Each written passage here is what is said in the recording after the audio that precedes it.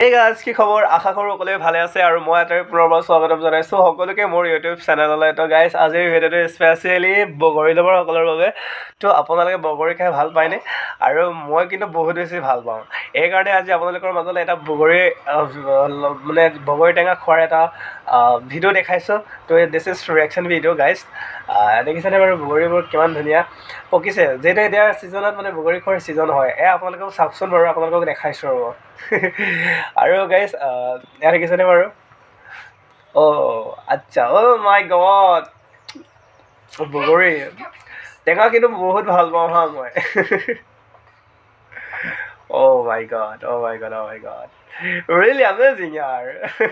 সঁচাকৈ বহুত খাব মানে ধুনীয়া মানে খাবলৈ ধুনীয়া হৈছে চাগে ন অ'কে